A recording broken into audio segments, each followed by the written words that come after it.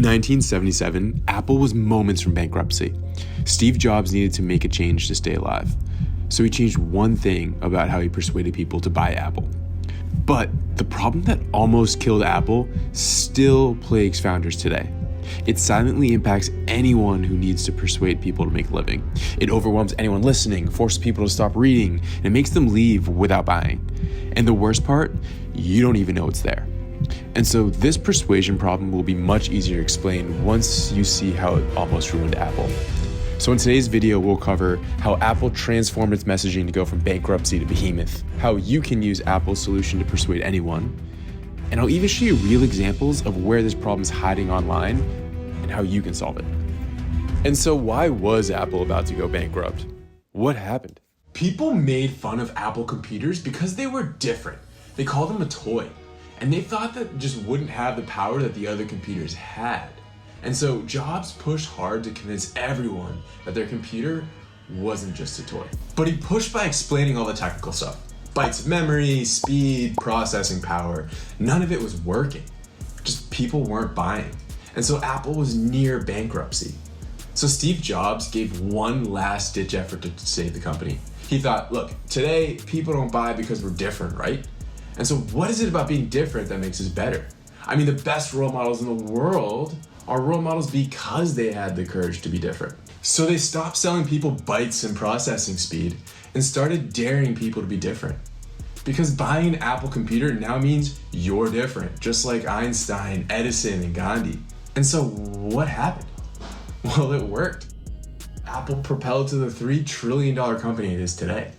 But that doesn't mean the problem is gone, because people still try to persuade with features instead of benefits every day. And it's a huge problem that scares away customers. This problem still lurks in most businesses today, because sometimes it's not that obvious. You see, the problem is much more obvious for tech products like Apple. I mean, when you're talking about bytes and processing speed, it's easy to tell. But what about services, e-commerce goods, or in daily life where you try to convince your friends? You see, I'm a fractional CMO and I work with 4 to 6 businesses a week, and roughly half have this problem and they struggle to get customers. So I'll show you a real example where it's less obvious. Let's see if you can catch it. And then we'll explain exactly what's going on and how you can solve it. Early last year, the founder of a tech consulting company asked me why he wasn't getting sales. And so we took a look at his site.